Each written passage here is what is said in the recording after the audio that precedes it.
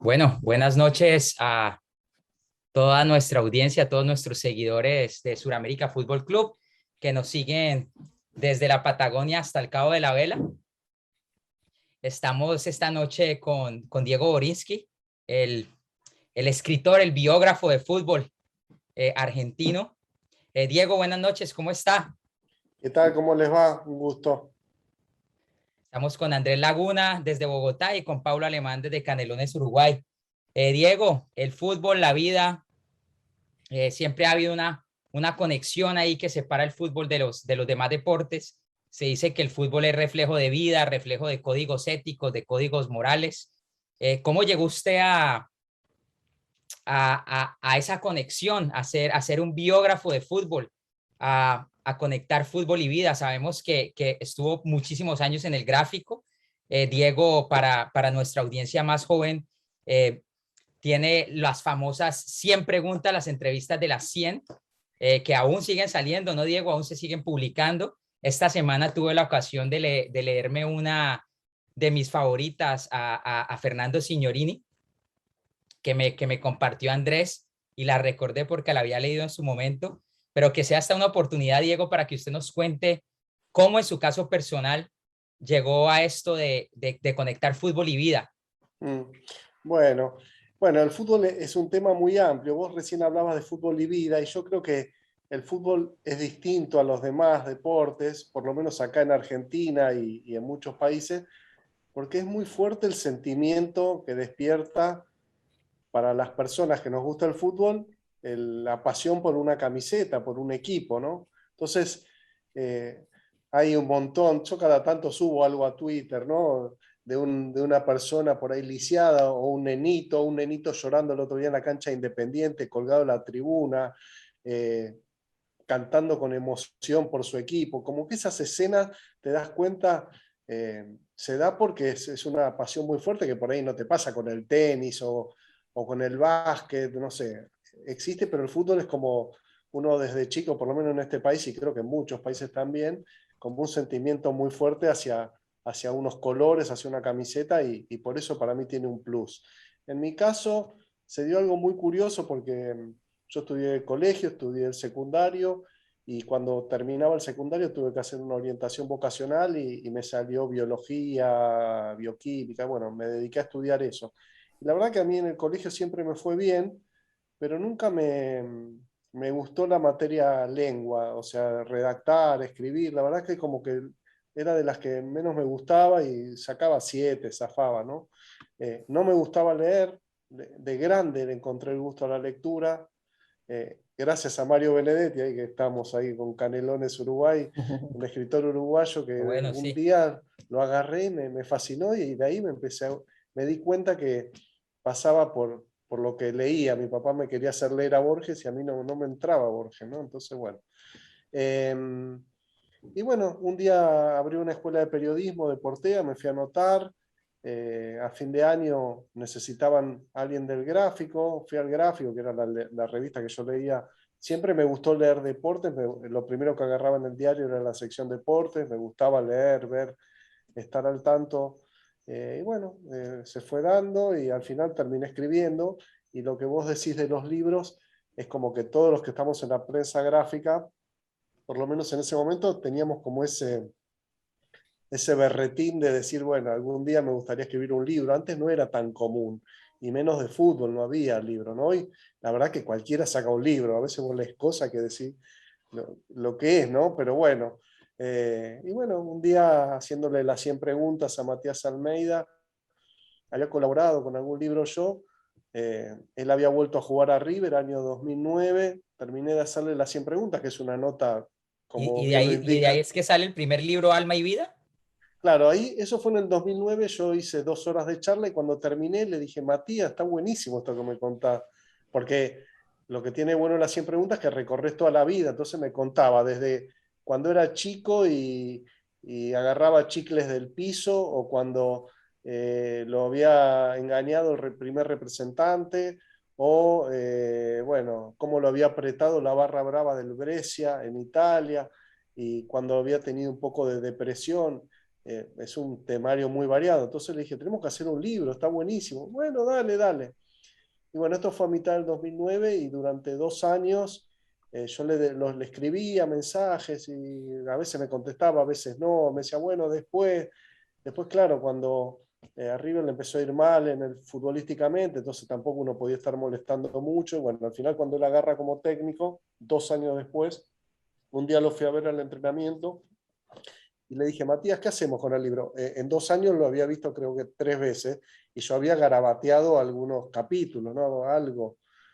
Bueno, dale, dale, ahora que agarro el equipo, así lo hacemos y cuando ascendamos a primera sacamos el libro. Y bueno, y la verdad que fue un parto porque fue todo el año que River estuvo en el Nacional B y yo empecé a ir a la casa una vez por semana y me empezó a contar historias espectaculares. Yo grababa 2 horas y después nos quedábamos charlando, pero River en ningún momento se escapó, digamos, en ese momento ascendían 2 directos y dos, el tercero y cuarto iban al repechaje, y nunca se escapaba del tercero. O sea, siempre estaba ahí, ¿no? Entonces, y así hasta el último partido fue, con lo cual yo tenía un material espectacular, había arreglado con una editorial buenísimo, estaba reenganchado, pero faltaba un pequeño detalle, que ascendiera River, ¿no? Porque si River no ascendía, lo echaban a Almeida y el libro era imposible que saliera, El no, libro no era sé. inviable, claro. No, primero lo mataban a Pasarela, que era presidente, después lo mataban a Almeida, después lo echaban a Almeida, y Y yo vos caías ahí en esa cadena de eventos fatídicos con tu libro. no sé porque nadie, no sabía la No gente que yo sabía, estaba haciendo el sí. libro, pero yo la pasé muy mal porque en los últimos 5 o 6 partidos hubo incluso un par de partidos que a River le empataron sobre la hora, que ya lo tenía ganado y le empataron. Sí, Entonces yo me... tuvo una recta final tétrica, me acuerdo, sí, es verdad. Con Trezeguet y Había todo. perdido unos partidos ahí bastante complicados. Con Patronato, me acuerdo, en cancha de Colón había perdido un partido que si ganaba ese Claro, partido ascendía River ese día. Era. claro, eso fue la anteúltima fecha, pero unos partidos antes con Brown de Madrid. River jugó Sí. con Brown de Madrid y ganaba 2-1 en el Monumental, dieron el descuento y le empataron sobre la hora. Al Dos Civi lo mismo, Mar del Plata. Entonces era una Boca Unidos cuestión, también perdió. sí, O sea que tu sufrimiento era doble porque era, entiendo que sos hincha de River también, ¿no? correcto, sí. O sea que era de hincha y también estaba el proyecto del libro. Exacto, hubo un día incluso que me tiré en el baño, faltando 4 o 5 fechas, y, o sea, también estaban mis hijas, triple, te diría, porque uno también sufre por las hijas que uno Claro. las había hecho hincha de River, pero decía, un año de River en la B lo puedo llegar a tolerar, que no salga mi libro, que era mi primer libro, que era toda la energía que le había puesto, que le había propuesto en 2009 a Matías hacerlo, que tuve 2 años, que varias veces dije, no, más si no lo hago este libro, porque yo le quería explicar que el libro era de él, que en 10 años, cuando alguien vaya a una biblioteca y agarre el libro, es la vida de él. Yo para mí era un desafío y tenía muchas ganas de hacerlo, y te genera mucha adrenalina hacer un libro con el técnico de River, de tu equipo en ese momento y demás. Pero él, viste, me decía que sí, pero bueno, medio colgado, también un momento difícil del club. Bueno, la cuestión es que en el último minuto, cuando Trezeguet metió el 2-0 en aquel último partido, dije, sale el libro, y se me cayeron las lágrimas, porque después pasó lo que yo imaginaba. El libro salió a la semana, porque ya yo le fui entregando material a la editorial, y por suerte me dieron esa posibilidad. El día siguiente del ascenso yo fui a ver a Almeida para hacer el último capitulito, lo entregué, y salió a la semana, y mi teléfono era, o sea, todos Estaba mensajes, estallando. todos teléfonos nuevos que no conocía a Diego, nos gustaría hacerte una nota, la presentación con Almeida, tenerlo al lado, con todos los periodistas del otro lado, ¿viste? Me sentía, es como, esto a la pregunta del principio de escribir un libro, es como las consumaciones de todos los años que uno trabajó, y es como la obra cumbre. Después, por Es suerte, puedo punto de hacer otros inflexión libros. personal, punto de inflexión profesional, punto de inflexión como escritor.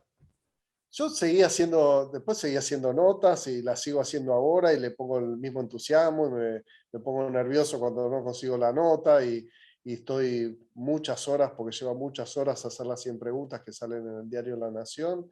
Eh, pero bueno, esto era como algo distinto y algo que uno siempre soñó, o no sé si siempre se fue dando, y poder hacerlo con esa persona. Y ni te digo lo que fue para mí, y a veces miro para atrás y a veces no lo puedo creer, haber escrito 2 libros de Gallardo en la era más importante de la historia de River. Eso te iba a decir, adelantar la película 12 años y adelantamos la película, 10 años, 11 años, adelantamos la película una década y ahora, después de un libro, el libro de Matías Almeida, cuando alguien va a mirar la biblioteca de River, ahí vas a estar vos con 2 libros de Gallardo, Gallardo Monumental, Gallardo Recargado, y ahorita también con otro libro de un ídolo de River, como es D'Alessandro, que entiendo de la biografía, se llama Cabezón, esa no la he leído aún, y esa es la última, ¿no?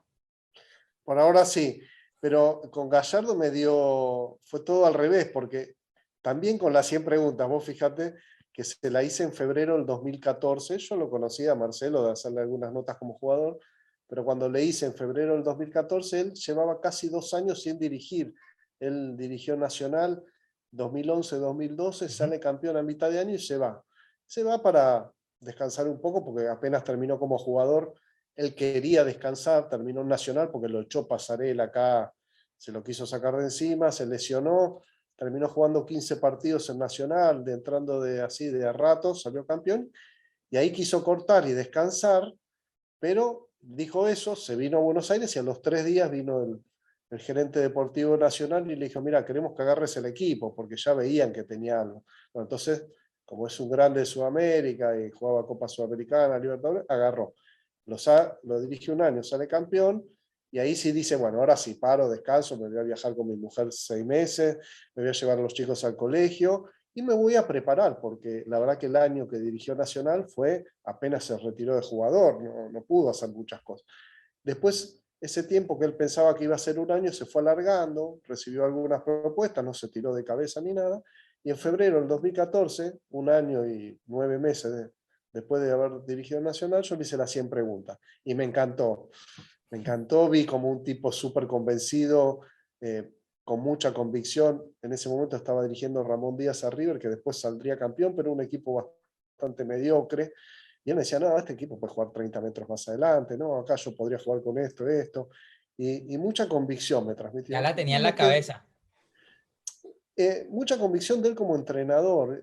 Eso es lo que a mí me llamó la atención. La primera pregunta que yo le hice, en ese 100%, que ustedes lo pueden googlear, Gallardo 100, el gráfico, yo le dije, tengo unos pesos para apostar con mis amigos, ¿vas a ser el próximo técnico de River? Se lo pregunté porque siempre era un nombre, digamos. Y él me dijo, bueno, no sé si voy a ser el próximo, sé que lo voy a hacer en algún momento. Pero bueno, ese fue un detalle. A mí lo que me llamó la atención es la convicción que tenía, la claridad con que expresaba sus ideas futbolísticas. Insisto, yo lo conocía, pero ahora ya como técnico. Y bueno, a los 3 meses, eso sale en marzo, y en mayo, fines de mayo, renuncia Ramón Díaz y agarra. Entonces, bueno, ahí lo saludé porque justo le había hecho una nota larga hacía poco, bueno, qué bueno, yo me iba al Mundial, y a los 3 meses del Mundial, como River jugaba tan bien, yo voy a la cancha desde el 75, y la verdad que me maravillaba, y me gustaba mucho el personaje también, yo lo veía en las conferencias de prensa, un tipo súper auténtico, transparente, que miraba a los ojos al tipo, que no se escapaba con las respuestas, bueno. Entonces yo le quería hacer una nota para Fox y le digo, Marcelo, me gustaría hacerte, no, nota no, pero venite a Ezeiza, que es donde entrena River, a tomar unos mates. Bueno, esto fue el 2 de septiembre del 2014, había asumido hacía 3 meses, 4 meses. Entonces llego y le digo, mira Marcelo, lo saludé todo, me llevo a la oficina, y cuando entro le digo, mira Marcelo, nunca vi jugar tan bien a River, tenemos que hacer un libro, esto va a quedar en la historia. Entonces él me miró, bueno, después nos quedamos tomando mate y charlando, me empezó a contar algunas cosas de los jugadores que había traído, de esto y lo otro, y cuando yo me estoy yendo de la reunión, porque estaba por entrenar River, iba a los 3 días, jugaba con Boca, fue su primer River Boca como técnico. Le digo, bueno, Marcelo, lo que te dije del libro, bueno, si vos estás muy convencido, le digo, sí, bueno. Después de ahí hasta fin de año, River jugó todo miércoles y domingo, se enfermó la madre de Marcelo, se murió la madre en noviembre, y bueno, River elimina a Boca por primera vez en un mano a mano internacional, después gana un título internacional después de 17 años, Atlético Nacional, y bueno, después de eso lo veo, ¿no? Y nos juntamos a tomar un café, Bueno, Marcelo, después de un rato de charlar, bueno, y el libro, no sé, la verdad que a mí mucho no me gusta hablar de mí, pero bueno, digo, ¿viste? Ya se me cayó porque él como que me había dicho que sí. Bueno, entonces le dije, bueno, pensarlo en las vacaciones y después lo vemos. Cuestión que después empezó mal River en la Libertadores y cuando pasa la primera ronda, que recién ganan el último partido Sí, de los 6, se salvó de milagro. claro, al día siguiente nos vemos y me dice, bueno, hacemos el libro. Pero con esto que te quiero decir, que así como el de Almeida fue un parto, yo le dije y empezó a ganar y ganar y ganar, ¿viste? Yo no, entonces no lo podía creer. Igual también sufrí porque le había dicho que sí, me había dicho que sí, después me dijo que no. Y después uno necesita encontrar los momentos, después hay partidos definitorios, entonces vos no podés estar molestando al tipo para juntarte, para hablar, para tu libro, para el libro. Claro. Y bueno, y después dependés de los resultados, ¿no? Obviamente. Eso me pasó en el segundo yo lo había pensado para salir a fines del 2017, que él se iba del club, y ahí lo elimina Lanús a River de una forma estrepitosa, y después pierde con Boca, y como él después decide quedarse en el club, ya no tenía sentido sacarlo ahí, bueno, fui esperando y al final pasó lo que pasó en Se te da Madrid, ¿no? la final de Madrid. Y sí, lo que pasa es que ahí también, ¿viste? Yo tenía un montón de material, pero si River perdía la final, no iba a salir, no tenía sentido, habría que esperar Claro. más adelante y todo. Por eso, escribir un libro con el técnico de un equipo como River, mientras está dirigiendo a River, te genera, por un lado, una gran adrenalina, emoción, ¿viste? Esa cosa de estar ahí en la cocina. Usted Y siendo por hincha, otro además. lado, muchas dificultades, porque pierde 3 partidos seguidos, entonces no lo querés molestar, porque si vos este va a estar de mal humor y bueno, y Pero tiene es vivir poco un poquito tiempo. la realidad del fútbol, la misma realidad que viven los jugadores y los técnicos, ¿no? Hoy por hoy, ese vértigo de los resultados que un día los puede tener en un lugar y al otro día en otro, y vos lo vivís desde tu perspectiva de escritor.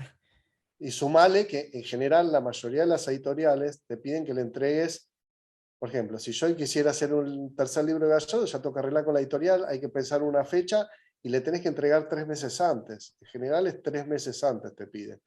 En el caso de Almeida yo había arreglado porque le fui entregando el material y se dio como ese milagro de que saliera a la semana del ascenso de River, pero en general es así. Yo logré en algún caso, en el primero de Gallardo, que sean 40 días, pero no es que, ponele, River le gana la final a Boca Madrid, bueno, dale, lo sacamos la semana que viene. Además, primero tenés que hablar con Gallardo, tenés que desgrabar, tenés que armar bien la estructura del libro, y después tenés que entregarle a la editorial y a los 3 meses más o menos te lo sacan, o sea, viste, es muy Claro, porque difícil lo a que veces. estamos entendiendo es que escribir es solo una parte.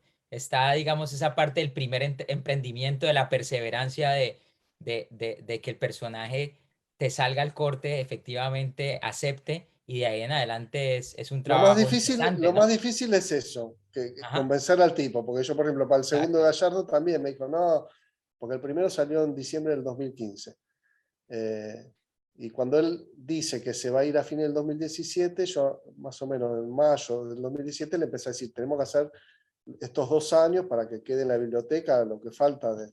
No, pero 2 años es muy poco, no, pero sí, bueno, y que sí, que no, que sí, que no. Una vez que lo convencé, después, bueno, pensar a ver cómo vas a armar la estructura del libro. Yo el primero, yo ya, en un momento, vos vas pensando y en un momento te hace el clic. Entonces dije, voy a contar las historias de todos los colaboradores, que además casi no dan nota, es muy difícil encontrar, y las voy a ir intercalando entre la historia cronológica de Gallardo. Entonces, toda la parte Y los histórica, colaboradores. los colaboradores intercalados, Ujú. entrevistas con ellos, contando las historias de ellos primero y cómo se vinculan a Gallardo y qué cosas ven de Gallardo. Por ejemplo, Sandra Rossi, que es una Mm. médica especialista en neurociencia, algo totalmente nuevo acá. Imagínate una mujer en un vestuario de fútbol Digamos. argentino, era algo, ahora está todo más abierto, pero de hecho si buscas notas de Sandra Rossi casi no vas a encontrar, porque Gallardo no le gusta que hablen los colaboradores. Entonces, obviamente, cuando él me dio lo que hay para hacer el libro, digo, bueno, habilitame a los colaboradores porque quiero hablar con todos. Y como que él les dio lo que hay. Entonces, mientras yo por ahí había momentos que no podía hablar con Gallardo, yo la llamé a Sandra Rossi, le expliqué, la vi y hablé 2 horas con ella y ya fui escribiendo el capítulo de Sandra Rossi. Entonces tenés que ir jugando mucho con eso, ¿no? eh, ir viendo cómo hacer los tiempos y demás. Me pasó, por ejemplo, que el 31 de diciembre del 2018, el año que River le gana 2 finales a Boca, es un año increíble en la historia de River, habían jugado una sola vez, en el 76 le había ganado a ¿31 Boca. de diciembre? El 31 de diciembre yo estuve en la casa de Marcelo, ¿no? Y Entonces, River gana en Madrid el 9 de El diciembre. 9 de diciembre. exacto, el El 9 9 de de ahí diciembre. se va a Emiratos a jugar el Mundial de Clubes y vuelve el 23 de diciembre, que lo reciben en la cancha de River repleta y todo. Y yo lo había saludado, esto es otra cosa, ¿no? Porque yo lo había saludado cuando pierde la semifinal del Mundial de Clubes contra Al Ain de Emiratos, le digo, bueno, Marcelo, espero que pases un lindo año, a la vuelta de tus vacaciones, y a la vuelta de la pretemporada nos vemos y nos tenemos que juntar varias veces para, yo ya tenía más o menos la fecha, sí, dale.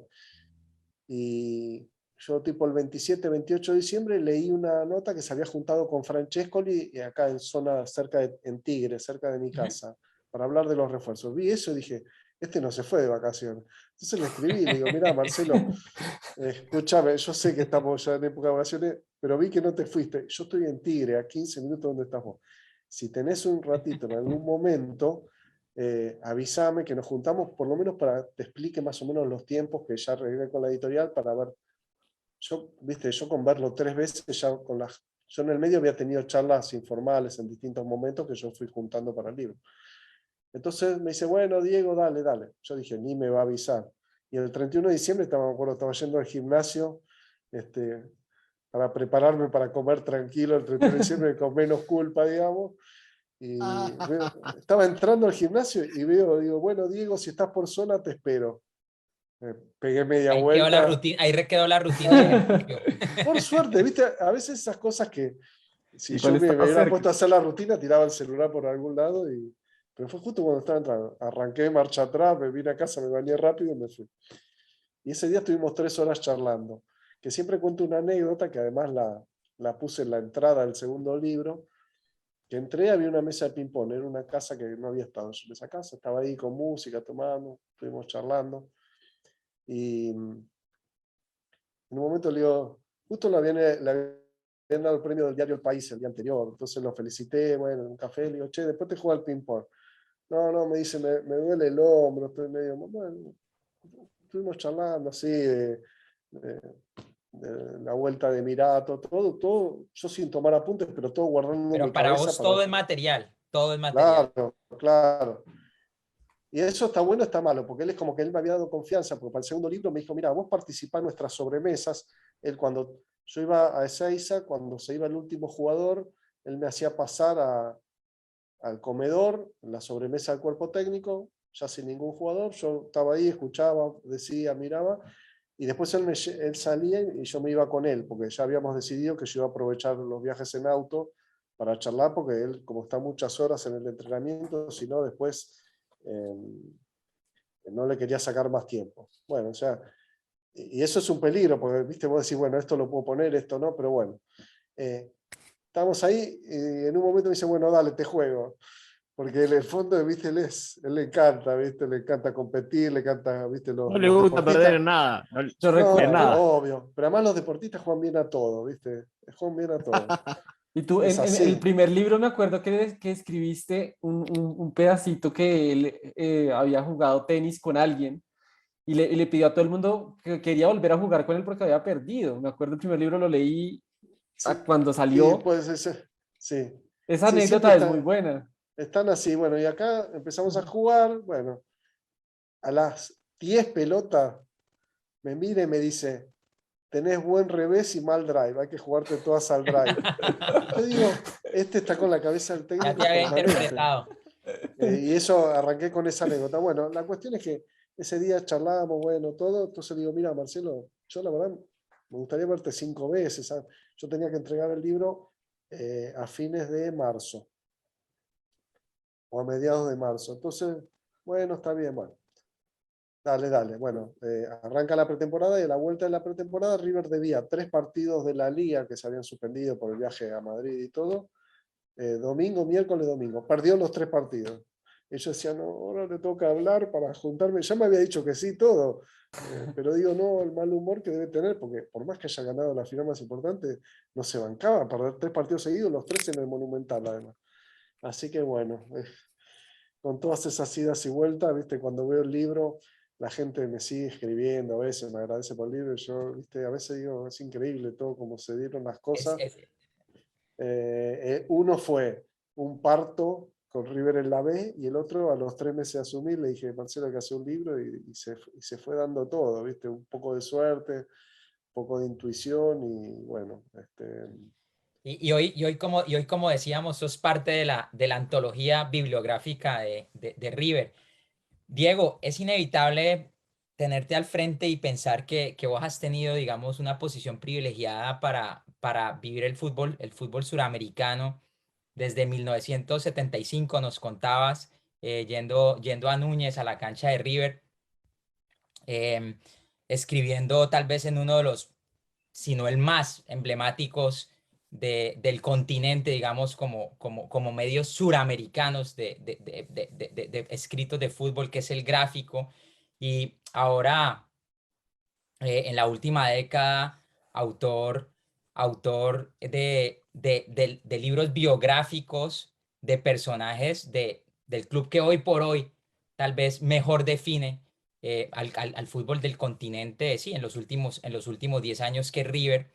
Desde esa mirada, digamos, privilegiada, trabajada, no la digo privilegiada en el sentido de que te pusieron ahí, sino que llegaste ahí con toda la perseverancia que implica ponerse al frente de Almeida, ponerse al frente del muñeco. Desde esa mirada privilegiada y desde el 75 para hoy, o incluso desde antes, entiendo, vos naciste en el año 67, ¿no? Mm. Eh, en el que Racing queda campeón de la Intercontinental, ante el Celtic, Paulo. Sí, Sí, Ante sí, el en el Celtic, Estadio campeón de Centenario. Libertadores ante el Nacional y campeón de Intercontinental ante el primer campeón Celtic. argentino, sí, Exacto, el primer del campeón argentino. Vos Intercontinental. naces ese año y bueno, y pasamos por tu vida, estamos aquí. ¿Qué ha cambiado en el fútbol suramericano? Desde esa mirada tuya tan privilegiada, tan distinta, digamos, a la nuestra, ¿dónde está el fútbol suramericano hoy? Y esa parte del fútbol y vida, a veces a mí me da la impresión, aquí tenés 3 generaciones representadas, digamos, distintas. Yo crecí viendo a Maradona, yo nací en los 70s finales. Andrés, yo creo que 10 años después creció viendo al fenómeno Ronaldo, más o menos en esa época. Y Paulo, le tirás otra década, otro poquito más, y creció viendo a Me Messi. voy a deprimir, me voy a Creció deprimir. viendo a Messi, pero bueno, ahí estamos representados, digamos, 67. Yo nací en el 77 y llegamos hasta aquí, hasta los muchachos que crecieron viendo a Messi. Y hoy me da la impresión de que todas esas historias de vida que uno lee del jugador de fútbol, para el que el fútbol es la vida, y hoy a veces uno ve como la profesionalización de los jugadores. Es impresión, y que el fútbol es solo una profesión, sobre todo en países que no son como Argentina y Uruguay, en el que sigue siendo el fútbol un modo de vida. Sí, ¿Cómo lo ves vos? ¿Qué ha cambiado en el fútbol suramericano? ¿Qué ha cambiado en el fútbol argentino? Entonces, digamos, bueno, ese devenir sí. tuyo como narrador de historias. Sí, bueno, en el 67 yo era chico, en el 75 yo era chico, tenía 7 años, obviamente iba a la cancha y todo, pero muchas veces yo le pregunto, cuando hago la 100 al entrevistado, le pregunto si Messi o Maradona, pero Messi o Maradona con la pelota en los pies, ¿no? Y bueno, viene la respuesta, y yo siempre pienso, o mi pensamiento es que hoy es mucho más difícil jugar, porque hoy creció tanto la preparación física, creció tanto el estudio de datos de cómo se mueven los equipos. Eh, Hoy al jugador, por ejemplo, de River, le llega un editado en el celular del rival que va a enfrentar, el que va a marcar o el que va a tratar de sacarse de encima. Y la preparación física creció mucho, porque uno ve imágenes a veces de partidos de hace 20, 30 años Ujú. y se lleva la pelota al tipo y tenía bastante espacio. Yo creo, por eso a mí me parece que lo de Messi es más difícil que lo de otras épocas. Eso, por un lado, ¿no? Porque hay como menos espacio. No sé si a ustedes les pasó de a veces de ver un partido desde el borde del campo, o sea, desde la superficie, se ve otra velocidad. O sea, Ujú. cuando lo ves arriba en la platea ves algo. Cuando estás al lado, el tipo recibe la pelota y ya tenés dos piernas que lo Es están... vertiginoso. vertiginoso. No hay tiempo, no hay tiempo. Y antes sí tenías tiempo. Entonces, eso por un lado. Por otro lado, es cierto que también los jugadores están más cuidados, porque antes también yo a veces me veo partido viejo, las patadas te la ponían acá, ¿viste? No había cámara, No el pasaba nada. árbitro, no pasaba nada, ¿viste? Hoy ya es más difícil, ¿no? Están más cuidados los jugadores. Y después creció el negocio, o sea, yo ahora estoy trabajando con un libro sobre la Bruna, ¿no? Y en la época del 70, ¿viste? Eran otras cifras, no estaba la televisión, no estaba la masividad de público, no estaban las empresas, los equipos no tenían publicidad en la camiseta, entonces al haber mucho más dinero, también hay, los jóvenes de hoy por ahí tienen menos pasión o se privilegia otra cosa y se busca más el resultado sí o sí. Eh, y bueno, y también por otro lado, también son como muchas patas, ¿no? Después, por otro lado, los jugadores jóvenes viven en su mundo con el celular, con las redes Exacto. sociales. Es como que no tienen la pasión por aprender, por mejorar, ¿no? La técnica, como por ahí. Muchas veces cuando uno hace una nota te dicen, en nuestra época teníamos la pelota, íbamos todo el día jugando la pelota en la calle, no había otra cosa. Entonces eso también les hizo tener mejor técnica. A veces uno ve un partido y vos ves para un tipo en primera división como que para la pelota y le rebote, vos decís, ¿cómo puede ser? Y bueno, yo creo que tiene que ver con eso. Entonces me parece que hay muchas facetas para responder esa pregunta que me hiciste, que es como un poco muy general, ¿no? Pero estas son pequeñas cosas que yo veo del fútbol mundial y bueno, en Sudamérica, creo que también Sudamérica ha perdido mucho terreno en relación a Europa. La Intercontinental, si vos ves la historia de la Intercontinental entre el 60 y el 2004, que era un partido mata-mata, después dos partidos, después era uno solo, está muy repartida, ganan casi No, la misma terminamos cantidad. nosotros ganando. Son 22 intercontinentales para América del Sur y 21 intercontinentales Por eso, muy para pareja Europa. con una leve ventaja para Sudamérica. El Mundial de Clubes hace no sé cuánto, pero ya ni cerca estamos. Incluso en No, no, varios el equipos último campeón fue el sudamericanos, Corinthians, ¿no? 2012. 2011, sí. 2012, sí. El último Y campeón después fue va el más para Corinthians en atrás y creo que 2012. 2006 el el Inter. Inter, El ¿no? Inter de De Porto Alegre, Brasil. exacto. Tenemos otro el Corinthians y Y sí, muchas veces exacto. hasta los equipos sudamericanos pierden la semifinal, como le pasó a River, como le pasó River A Atlético otras Nacional, veces. Nacional. ¿Eh? al, Les ha pasado a al River, a Gremio, Nacional a Mineiro también le y a pasó. Mineiro. Sí, y creo que sí. Ah, bueno, y Y a Palmeiras, ¿no? A claro, Palmeiras en el último Palmeiras, sí, o tiempo. sea, Claro, ha Palmeiras, pasado. el más reciente, Palmeiras, no sí, llegó. también. Yo creo Exactamente. que eso pasa también porque Europa se lleva a los jugadores cada vez más jóvenes eh, y ya han evolucionado las escuelas de inferiores, o sea, la escuela belga en España, ¿no? Han sacado jugadores usando mucho de los fundamentos del fútbol sudamericano. Mm. Entonces, bueno, es como que cada vez es más difícil, cada vez es más los jugadores de acá de Argentina, además de irse a Europa, se van para cualquier lado, porque con Sí, una economía tan hoy, estable y hoy por hoy hay un mercado que está explotando mucho que es el de la MLS.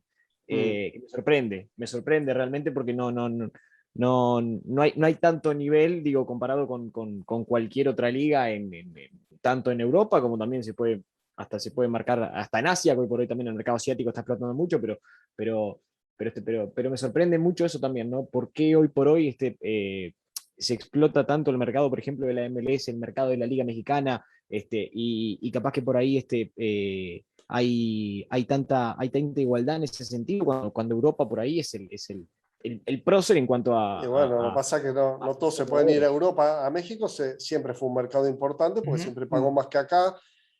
Siempre se dijo, bueno, es un campeonato no tan competitivo, que no le interesa mucho, pero la MLS es cierto, es más nueva y también se vio que jugadores que se iban de Sudamérica a la MLS, después Europa miraba en la MLS, entonces se han ido, ¿no? Como Sí. Almirón. Entonces, está muy organizado y paga mejor y no tener las barras que te hinchan y hay jugadores de calidad, ¿no? Antes llevaban solo a los viejos a la MLS, ¿no? Llevaban a Pelé ya retirado, a Cruyff a Beckenbauer. Beckenbauer, sí. Y ahora ya llevan gente también joven, proyectos como el Piti Martínez fue, o Almirón, o ahora Bueno, vendieron al Barco, de... Ezequiel Barco, el último. Sí, y ahora vendieron al de Vélez, que es la gran promesa, Sí, Almada, Thiago Almada. eh, y saben Jugadorazo, que jugadorazo, Thiago. sí. sí, sí.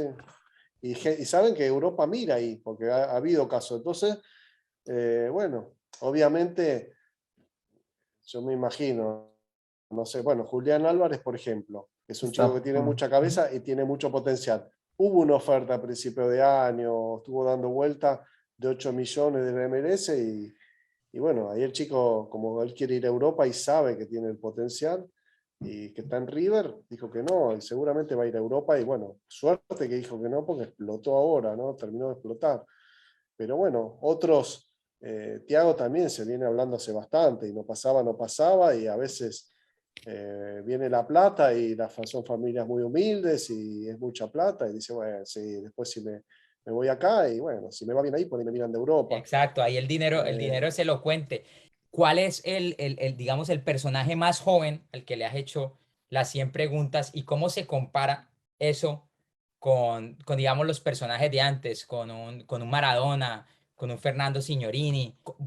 ¿Cómo ves vos a través de ese lente periodístico, y además a través de ese método que es tuyo, ese método de la casa, esa firma de la casa tuya que son las 100? ¿Cómo ves ese cambio generacional cuando tenés de pronto un personaje de esta generación al frente? Sí, en realidad tan jóvenes no hago, porque Ujú, exacto, justamente eso me busco imagino. que tenga mucha historia. Yo me acuerdo, por ejemplo, en un momento que explotó Saviola en River, le hice la 100, que no me acuerdo si salió para un especial de River, no era para la línea habitual de gráfico, entonces era un 100 pero más corto. Ahora me pasa también que al salir en La Nación sale un resumen en papel y sale completa en la web. Ujú, Y no tengo límite de espacio, ¿viste? Porque en el gráfico yo tenía 8 páginas o 10, porque si era muy buena, yo por ahí hablaba con mi jefe y me daba 2 páginas más o 3 páginas más. Pero acá al ser en la web, entonces, viste, cada vez estoy peor. Te pongo un ejemplo. Eh, lo hice a Franco Costanzo, que siempre me pareció un arquero de mucha cabeza, pero bueno, él de muy joven decidió no dar más notas, ¿no? Y fueron muy contadas las veces que dio alguna charla. Entonces, yo lo conocía de cuando él empezaba a hacerle alguna nota en la selección juvenil sub-17, pero y bueno, en un momento le hablé, me dijo, bueno, dale, él estaba de scouting en el Basel de Suiza. Eh, y había armado una línea de guantes de arquero, bueno, tenía 1000 historias. Entonces, bueno, me dio el ok, lo hicimos por teléfono, porque él estaba en Suiza, por llamada de WhatsApp. Tuve 6 charlas de 1 hora, o sea, 6 horas de 6 charla. horas.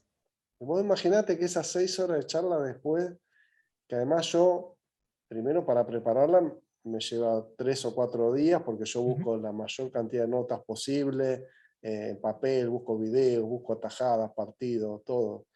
Y preparo 120 preguntas. Y esas 120 sumarle las repreguntas.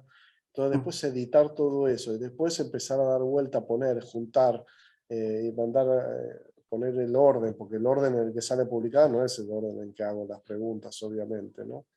Eso es todo un trabajo artesanal. Así que la cantidad de horas que son de trabajo no te das una idea. A veces yo digo, no, pero bueno, después yo sé que sale en la nota y a la gente le gusta, pero eh, para mí igual si hay si hay una buena historia, eh, eso es impagable. Me acuerdo Ya. cuando yo les dije, porque yo les voy proponiendo a los del diario, entonces me acuerdo le propuse a José María Buljubasic, Ajá. eh, que fue arquero, acá no tuvo Estábamos campaña tan hablando de esa resonante, antes Sí. con Andrés, sí. y bueno, se fue a Chile, bueno, tuvo un tumor en el cerebro, se crió sin padres, a mí me parecía atractivo, después de eso tiene el récord de imbatibilidad del fútbol chileno, que además creo que es la tercera o cuarta marca en el mundo, y bueno, me decía, no, pero acá la gente no se va a acordar de Wolf Wasic. Bueno, yo insistí porque me pareció una buena historia. Después hablando, el pibe se soltó un montón, y además ahí él es director deportivo de la Católica y la verdad que le va buenísimo en los últimos años. Bueno, la nota tuvo una repercusión impresionante. Pero para mí si hay una buena historia, al fin de cuentas yo siempre he remarcado en varias entrevistas que me hacen que cuando entré al gráfico, me acuerdo que había un cartelito pinchado en el corcho de uno de mis jefes, que era Natalio Gorín, que decía, contame una historia, ¿no? Y a mí me gusta eso en el periodismo. Creo que era Diego, después averigüé igual y hay, era la igual hay, letra de un tango esa. hay, un- Mm. hay Dame una algo. historia, esta no la vamos a robar, perdón, Pablo. Sí. Dale, Hay algo, dale, no, esta no, no la vamos a robar. hay algo que quiero hacer hincapié y me parece que no es para menos. Esto que está contando de Vuljubasic por ahí, que capaz que para muchos no era una nota que tuviera tanta repercusión, después termina pasando, si vos lo llevas a la realidad, que las notas que por ahí con personas que no terminan, que uno piensa de afuera, no va a tener tanta repercusión porque no es un jugador tan reconocido, son las notas que después terminan teniendo más impacto que las notas que uno espera con tantas ansias. Y eso pasa en la vida en general y pasa con distintas situaciones, no solamente con eso en particular, pero digo, por eso hablo mucho y hago hincapié en ese tipo de cosas, porque la verdad que se nota mucho que por ahí capaz que ese tipo de cosas a las que uno le pone mucho más empeño, porque capaz que por ahí para callar bocas también, ¿no? Porque la gente por ahí a veces piensa no va a tener tanta repercusión por una cuestión de lo que estábamos hablando recién, de lo que era la imagen, son las notas que después terminan impactando mucho más y son las que hacen tener por ahí un poco más de recorrido también en eso, ¿no? Mm. Y a mí me pasa a veces, viste, que yo, los personajes que por ahí están más en los medios, más seguidos, que uno ve más notas, no me dan tantas ganas de hacer porque digo, ya está, ya habla, por más que yo también recuerdo toda la historia y demás. Obviamente, bueno, vos me decís Messi, me encantaría poder hacer Messi, pero bueno, estando a la distancia es más difícil, pero Un muchas veces yo Ruggeri, por trato de... ejemplo, a Ruggeri, No, está, Ruggeri, todo el mundo conoce la historia de Ruggeri porque está contando anécdotas siempre. Es un tipo que. claro, es como que ya te cansa un poco, entonces trato de ir por otro lado, ¿no? No, no, Digo pero digo, yo, claro, lo ves todos los días. Yo igual, viste, uno busca un equilibrio, Y a mí me pero llegan los clipsitos todos los días. Sí. Diego, yo quería preguntarte, y bueno, y la verdad, primero que todo, agradecerte por acercarnos a esos personajes tan bonitos. La Usted es verdad, hincha de River, estoy perdón interrumpirlo. apasionado y la verdad me puse muy contento cuando me aceptaste la entrevista porque leí tu libro. Me acuerdo que te escribí alguna vez que estaba leyendo el libro tardísimo aquí en Colombia a 11 de la noche y te escribí como estoy leyendo el libro de Gallardo y respondiste. Me pareció muy chévere. Y bueno, quería agradecerte primero por acercarnos a ese personaje tan bonito que es Gallardo, que es uno de mis más grandes ídolos desde siempre, desde jugador. Fue muy, muy grande para mí y la verdad te lo quería agradecer. Y también pues quería preguntarte la actualidad de él. He visto mucho que has dicho por ahí que hasta este año va, que ojalá que no sea así. Pero, pues tú cómo ves la actualidad de él, cómo ves, obviamente está y muy bueno, cerca de coronarse es- campeón en la Liga Argentina, viene a ganarle a Boca muy bien, y pues también acercarnos un poquito más a ese personaje tan espectacular que es Marcelo, que es igual muy joven, que obviamente me imagino que tiene sueños de pronto de ir a Europa, de dirigir a la selección argentina, de estar dirigiendo tal vez a Messi antes de su retiro. Y pues sí, como acercar un poquito más a ese personaje tan bonito que es Marcelo. sí, bueno, el futuro creo que todo el mundo quiere saber qué va a hacer y nadie lo sabe, porque bueno, yo también me mando algún mensaje con él, pero te imaginas qué vas a hacer, porque él está muy enfocado en ganar este campeonato, él no pudo ganar el Claro. campeonato local, ha ganado Copa Argentina, que sería la Copa del Rey, digamos, pero la liga no la ha ganado, van a ser 7 años y medio ahora cuando termine, casi nunca la ganó porque siempre cuando había otra competencia se empezaban a juntar los partidos y tenía que elegir y por ahí ponía suplentes en el campeonato y siempre competía muchas cosas. Y justamente como esta vez lo eliminó el Mineiro bastante pronto y iba por la fecha 5 del campeonato, y lo eliminó Boca en Copa Argentina, fue la primera vez que como que tuvo casi solo el campeonato, más allá de que tuvo un montón de lesiones, jugadores a las selecciones, es el equipo que más jugadores dan las selecciones todas las fechas por eliminatoria, ¿viste? Y acá por primera vez se siguió jugando el campeonato mientras se jugaban las eliminatorias, entonces River lo sufrió mucho. Pero bueno, es la gran incógnita. Entonces, pero él está como muy metido en el campeonato, entonces toda la conferencia de prensa le pregunta y vos tenés que ver las caritas que pone, bueno, muchachos, ya dije, no quiero contestar esta pregunta, Claro, porque él termina el contrato a fin de año, sí. termina también Donofrio como Elecciones. presidente, Ujú. fue 8 años presidente, 6 meses con Ramón Díaz y 7 años y medio con Gallardo. y la verdad que a veces me da la sensación que se va a quedar, a veces que no. Bueno, hoy tuvimos justo un almuerzo con el candidato a presidente del oficialismo y los dos vicepresidentes de River, un Con almuerzo con Brito periodistas. Y bueno, y sí, Patanián. Brito, Patanián y Villarruel. Ujú. Y bueno, y charlábamos en la sobremesa y viste, estaban todos igual, viste, todo, viste, y te digo, pero usted es en la concentración, porque antes los partidos se juntan a comer, no le preguntan abiertamente, no, viste, claro, porque no hay que presionarlo, el tipo no quiere que se hable, él quiere salir campeón y después tomarse y ver qué ganas tiene y demás, así que es imposible, y viste, cualquier cosa es una hipótesis, así que bueno, yo creo que de acá a 3 semanas, o sea, más o menos, en algún momento lo va a anunciar. Y después yo no sé si tiene el sueño de dirigir a Messi, él lo admira mucho, ha compartido alguna comida en Barcelona, como cuento en el primer libro, ocasional, ¿no? Porque él estaba comiendo con Mascherano y apareció Messi. Y, pero sí, seguramente él, como fue futbolista, va a querer dirigir también en Europa y va a dirigir la selección. Yo creo que va a hacer las dos cosas. Tiene 45 años. Él ahora tiene también los chicos, que hay un par que están jugando en las inferiores de River y uno muy chiquito que tiene 2 años. El otro está No, en no sé Colón, si ¿no? está para... Eso es lo que muchos lo que creen que se puede quedar en River es porque dicen, bueno, quiere estar cerca de la familia, le da importancia, lo está disfrutando mucho. Así que, bueno, vamos a ver. A mí en estos últimos 2, 3 años, viste, me llaman, me escriben periodistas de España, de Francia, che, Diego, mirá que acá se habla de Gallardo, que puede ser, digo, mirá, si ya está en el medio de la temporada, no lo va a dejar tirado arriba, ¿no? Si es, viste, si es para, en este caso, para después de enero, y bueno, puede ser, pero viste, es como que hay ganas de que vaya para allá, pero ahora cuando fue lo de Koeman, viste, enseguida lo echan, ya se venía diciendo, y me dicen, Diego, digo, mira, olvídate, de acá a fin de año es imposible, porque él está en el medio de un campeonato, que lo quiere ganar, y no nos va a dejar tirados a los jugadores.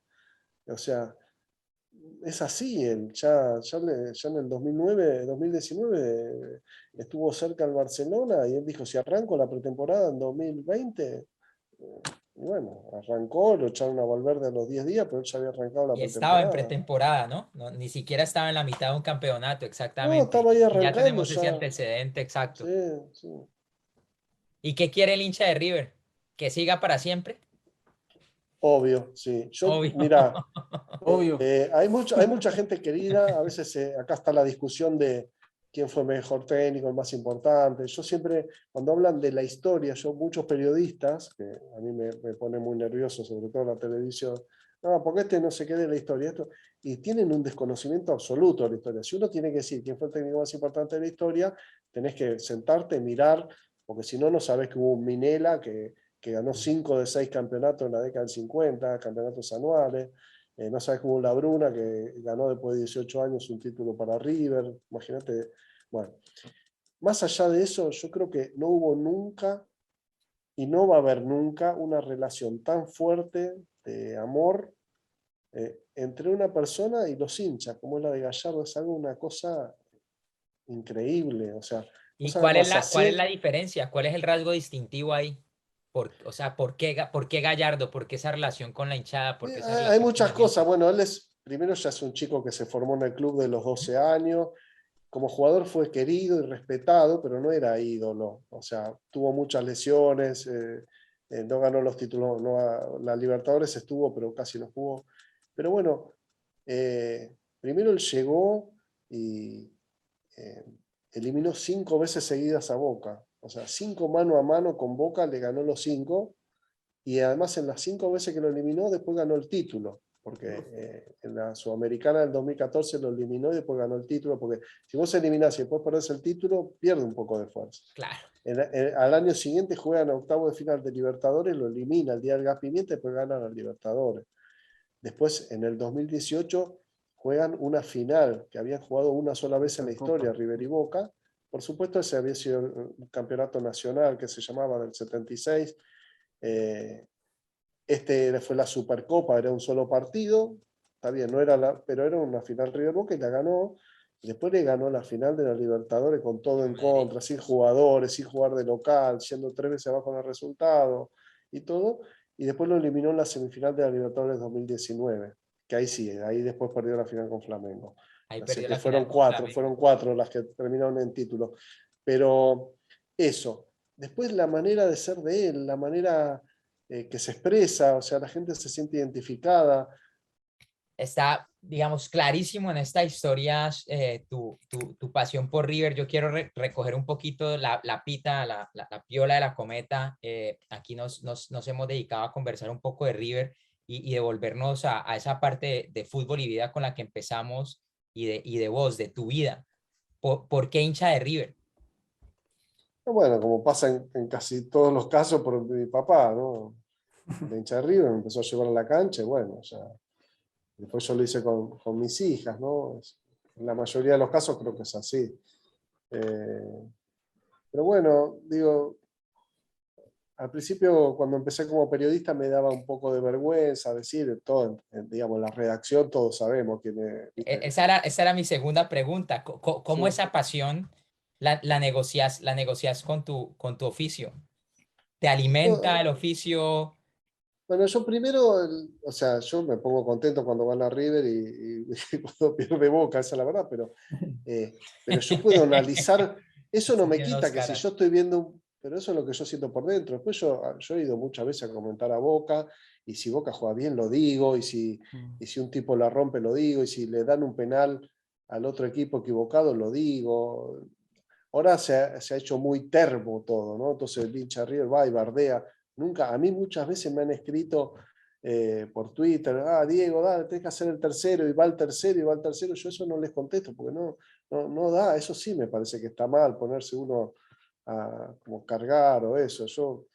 Eso me parece que está mal, y me parece más sincero que si a mí me preguntan de qué equipo soy, decir de qué soy, antes que mentir que soy de otro equipo, de que no soy de ninguno, porque al fin de cuentas, el que está del otro lado, uno busca como que te crean, y siempre uno tiene que decir la verdad. Yo sé que hay algunas cosas que no se pueden decir. Entiendo también algunos relatores que van a las canchas y eso, y por ahí la pueden pasar mal, que no lo digan, pero a mí me parece que lo más honesto es decirlo. Pero una cosa es ser de un equipo y otra cosa es opinar con la camiseta puesta. Entonces ahí yo digo, siempre digo lo que pienso y no me pongo la camiseta para opinar. Por más que por adentro, yo tuve que, me acuerdo en el 2000 cuando Boca lo eliminó a River de las Libertadores, en la cancha de Boca, que volvió Palermo, metió el De gol, todo. Palermo. Después tuve que volver a la redacción y escribir una nota sobre Riquelme. Por adentro me estaba muriendo, pero lo escribí con todo el sentimiento posible para que el hincha de Boca lo disfrutara. Y bueno, Diego, obviamente en Twitter escribo el 90%, porque ya estoy identificado con el que hizo los libros y todo. Sé mucho más de eso que de otras cosas. Siempre cubrí River.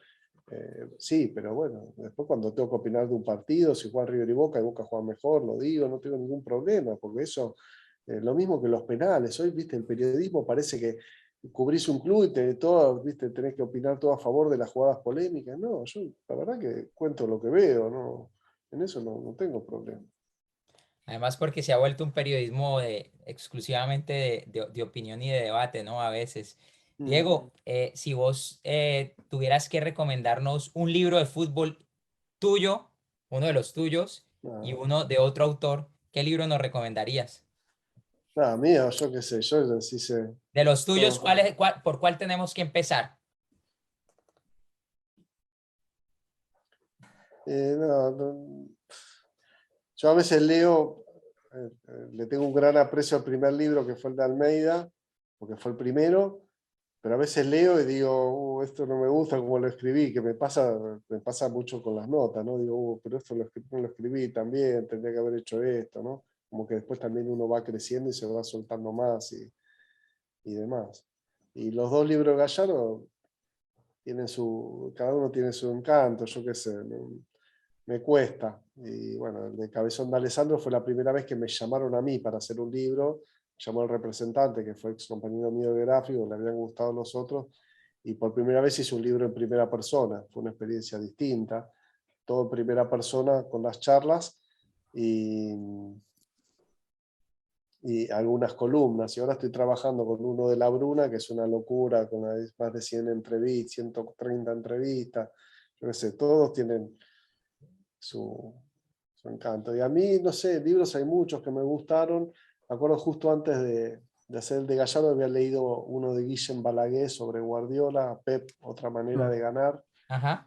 Y me había gustado mucho porque no era una biografía convencional de Guardiola, sino era como los 4 años del Barcelona de Guardiola, y iba y volvía con la historia de Guardiola, pero viste, con varias voces y también relato en tercera persona, y de golpe entraban testimonios. Entonces me había gustado mucho. El día que le dije a Marcelo de hacer el libro, me acuerdo le compré ese y se lo regalé. Se lo Pero mira, regalaste. me gustó mucho me gustaría hacer algo así.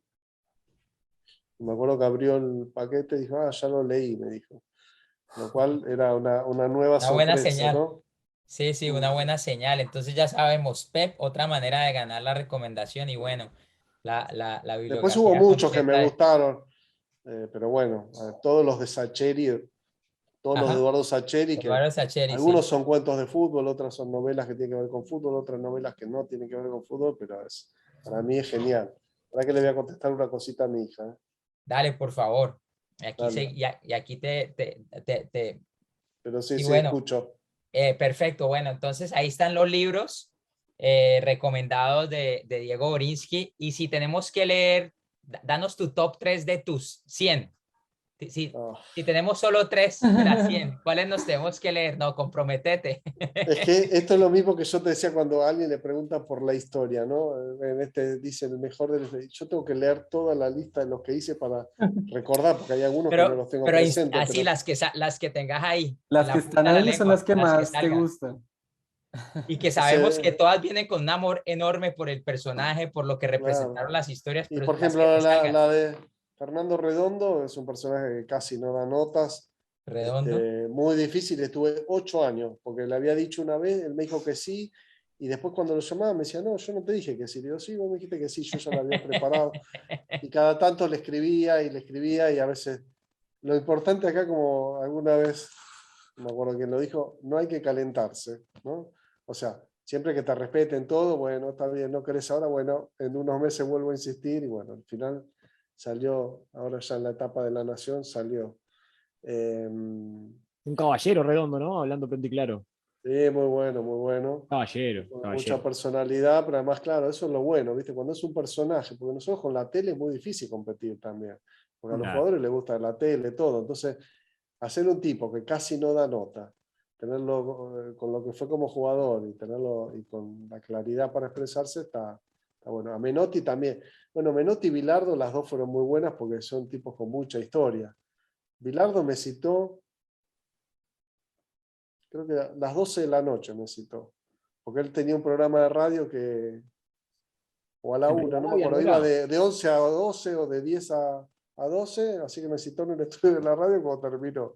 Terminé a las 2:30 de la mañana, imagínate, bien de Bilardo, ¿no? Y Menotti también, estuve como 4 horas, ¿viste? El flaco arrancó y iba, no sé, 1 hora y cuarto de charla, y yo iba por la quinta pregunta, ¿viste? Y yo, no, por favor, no termino más, no. Porque eso es lo otro, yo les anticipo siempre, digo, mira, si yo ves que te empiezo a cortar en la respuesta, no es que me esté aburriendo ni nada, pero es porque veo Porque son que, 100. que, claro, que no vamos a llegar, que no te voy a tener toda tu vida charlando, ¿viste? Porque a Un veces día ahí. yo les voy cortando, porque a veces el loco Enrique, por ejemplo, el loco Enrique, el número 3 de River, Independiente de la selección, es un loco, ¿no? Pero empieza viste, empieza por un lado y seguía por otro, se iba para cualquier lado, y yo decía, no lo puedo, No no lo lo puedes podía atajar. impulsar, ¿viste? Que digo, se iba para cualquier lado todo el tiempo. Bueno, el Tata El Brown negro, también. el negro Enrique, aparte, dio uno de los mejores pases de la historia del fútbol. Lo dejó solo a Sí, Maradona después con ese es Inglaterra. el hermano, el negro Enrique es Héctor, que es el que siempre dice, yo Ah, bien, bien, bien, bien. lo dejé solo a Maradona contra los ingleses, dice, te Ahí le está. dije, tomá y hacelo. Tuvo que eludirse a 6 ingleses, ¿viste? Este es el hermano que era el marcador de punta, que era un loco. Pero bueno, esa fuera. Bueno, un día le hice a Pedro Marcheta, que es uno de los personajes más divertidos del fútbol argentino, de la cantidad de anécdotas. Él había sufrido una ACV, pero igual seguía con la chispa. Me hizo divertir mucho. La primera fue a Víctor Hugo Morales, siempre cuento la misma historia, era la época del semanal. ¿Esa fue del la Gráfico. primera que hiciste a Víctor Hugo Sí. Morales? Exacto, en el año 95, yo había entrado a fines del 92 en el Gráfico. No Compatriota de sabía, Paulo, claro, sí, sí. para la gente del No, resto de América del Sur. el mejor relator de la historia para mí, por más que ahora no coincida con muchas sus posturas y todo política, pero era el Maradona, fue el Maradona del relato, ¿no? Sin duda. Y yo lo había escuchado toda mi vida, estaba re nervioso, era mi primer 100%, me citó en su casa, era en la época del semanal, eran 5 páginas, era más ping-pong, pero bueno. Bueno, primera pregunta, ¿quién es Víctor Hugo Morales? Y segunda, salí con una bien picante, ¿no? Que era, le dije, ¿qué siente? ¿No le parece una falta de respeto que cuando el oyente prenda la radio no sabe si el que relata es Víctor Hugo Morales o José Gabriel Carvajal, que era también un relator uruguayo del mismo pueblo que Víctor Hugo, que lo habían traído a la Argentina, a la misma radio, porque en esa época ya se había desdoblado la fecha, entonces jugaba viernes, sábado y domingo, entonces vos por ahí, claro, Víctor Hugo no podía relatar todo, entonces vos prendías el sábado y escuchabas a José Gabriel y parecía Víctor Hugo, entonces te quedaba. Es que tenían un tono de voz parecido, sí. Muy parecido, sí, aunque bueno, o sea, me mira y me dice, la pregunta es una falta de respeto. ¿Te dijo así? Así. Segunda pregunta. Y Digo, empezando. digo, pero Víctor Hugo, ya te contesté. Nada más era un pichi, yo era un pichi, recién empezaba, estaba re nervioso porque era el tipo que había escuchado siempre en la radio. ¿Y cómo remontaste eso? Entonces digo, bueno, entonces apagué el grabador, digo, pero Víctor Hugo, la verdad que yo le había preguntado con buena fe, me pareció una pregunta piola, pero después yo di 20 años clase en Deportea y les dije, chicos, las preguntas difíciles al final. ¿No? Claro, que O no sea, se vaya a primero ir. traen confianza, que sepa que vos estudiaste un montón de él, que recuerde lindas cosas y todo, y después le preguntás, bueno.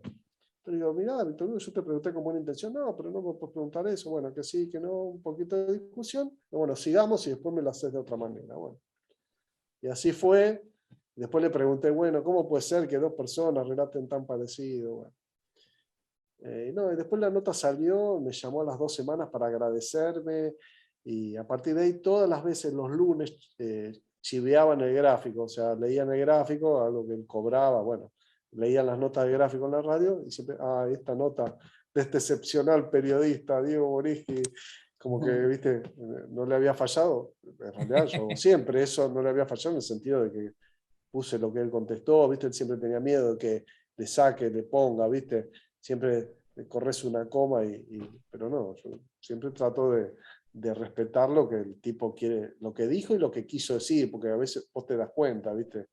De cómo viene. Hoy es todo distinto, hoy todo busca la frase del quilombo, la No, frase hoy del quilombo. desde el título ya No, no importa el te contenido, condicionan al personaje. no importa, hay que buscar un Nada. título, y después los que levantan esas notas también te cortan, ¿viste? Siempre me dicen, ¿viste lo que dijo tal tipo? Le digo, ¿vos escuchaste el audio?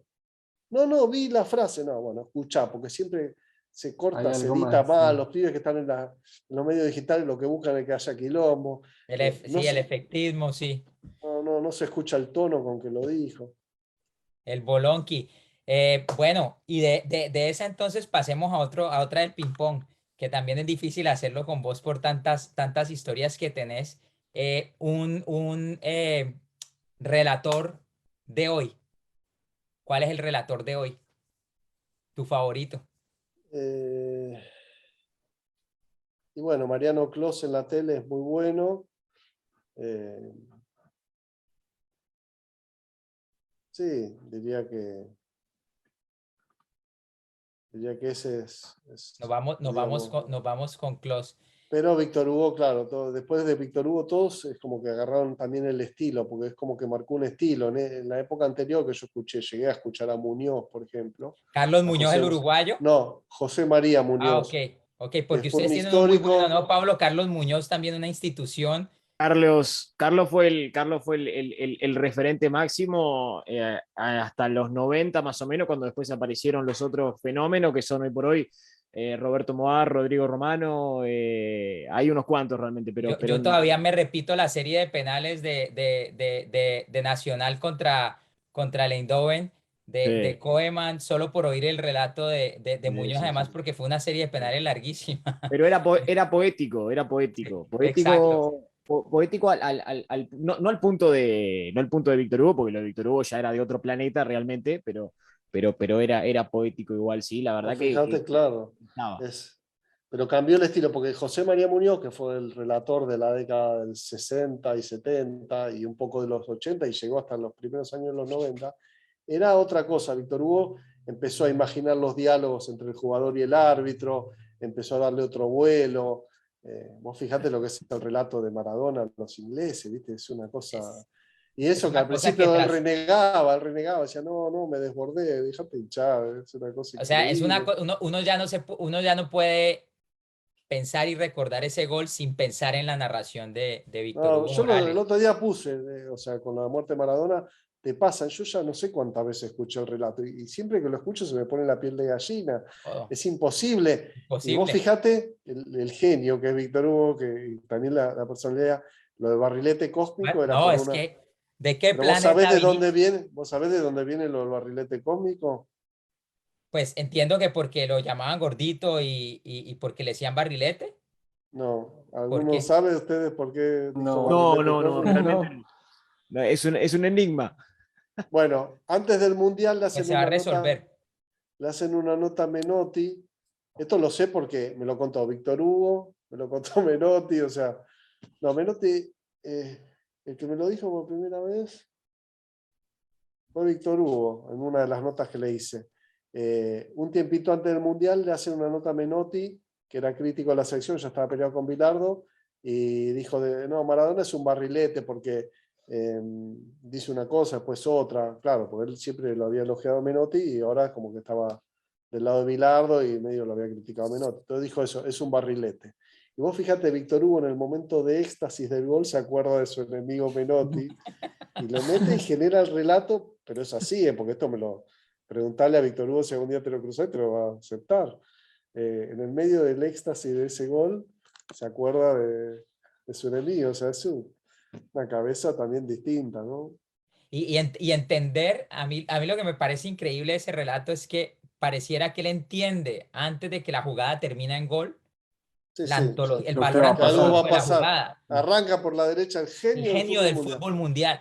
Pero y te agrego otra cosa, porque yo hice un libro con un compañero, Pablo Viñón, antes del Mundial 2014, con los partidos más Es importantes el de de los Argentina en los Mundiales. 25 partidos. Exacto. Ok. Y bueno, entrevistamos a gente, y bueno, obviamente está el partido Argentina-Inglaterra. Yo lo vi entero el partido de nuevo con el relato de Víctor Hugo, o sea, lo vi en imágenes, y porque lo tenía en la web Víctor Hugo, lo tenía con su relato todo el partido. Oh, Y qué lindo. él dice en una parte que estaba muy nervioso porque era un partido, todo lo que significaba, partido especial, yo qué sé. Bueno, primero viene el centro, dice Maradona, Maradona con la mano, dice. Maradona con la mano, pero es gol, gol, yo qué sé. Les pido por favor desde Buenos Aires que me confirmen, porque se ve que no tenían monitor ahí. Ujú. No, Víctor Hugo con la cabeza, le dice Ricardo Scioscia, que es un periodista que murió. No, Víctor Hugo con la... Bueno, para mí fue con la mano, bueno, pero así todo, yo qué sé. O sea, y hay un par de pasajes también que es increíble, como que él lo vio venir, o sea, sabía que algo así, ¿no? Bueno, en Sí, el relato a mí ese y yo lo oigo y lo oigo, ese poder premonitorio de las palabras de él, de lo que va a pasar después, y, y el peso del relato de él, o sea, él sabe que está pasando algo histórico, y eso no pasa mucho en el inmediatismo, digamos, del relato. A mí ese relato me impresiona.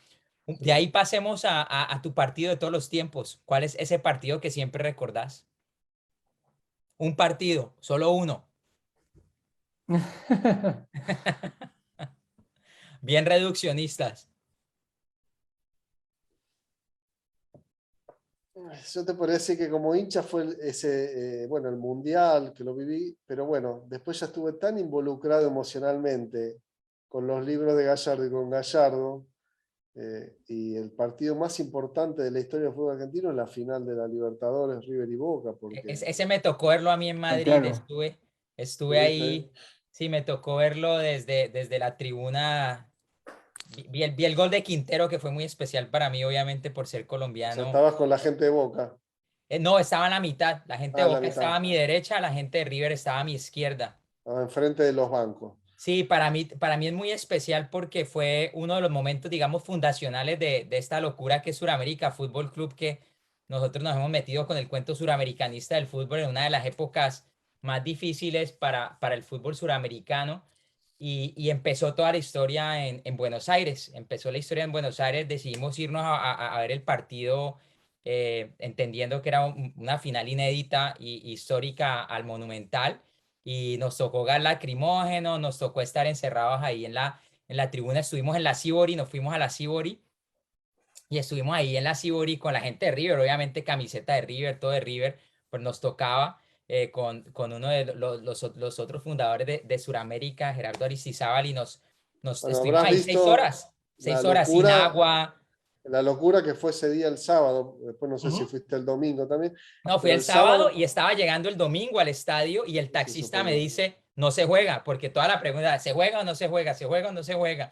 Y el taxista cuando ya estamos pasando cerca del estadio me dice, no muchachos, no se juega y nosotros, bueno, ¿y qué hacemos? De aquí me vuelvo yo a Nueva York, mi socio estaba devolviéndose a Colombia, ¿qué hacemos? Yo dije, bueno, me devuelvo y en la semana dijimos, ¿qué va a pasar? Y tratamos de conseguir los tiquetes a Madrid. Eso fue una aventura de la que surgió Suramérica Fútbol Club en parte. Claro, que solo lo puede generar la locura en nuestro país. Bueno, habrás visto ese sábado cuando, después de tanta incertidumbre, cuando salen a hacer la entrada en calor los árbitros y sale el preparador físico de Boca a poner los conitos, ahí la locura que fue la cancha ese minuto, 2 minutos, porque era como que, bueno, se jugaba el partido, que después no se jugó, pero bueno, No, realmente fue todo. una locura. Nos tocó irlo de todo y nos tocó ir hasta Madrid. Y bueno, no, una maravilla. El gol de Quintero y ya luego el clímax del gol del Piti. Nada más Boca con 2 menos mete un tiro en el palo que hubiera sido histórico y que vaya el arquero a cabecear y que un jugador tenga 70 metros solo para correr sabiendo que va a ser gol, que nunca en su vida le debe haber pasado la carrera tener un gol así, o sea, saber que tenés que correr para adelante y patear.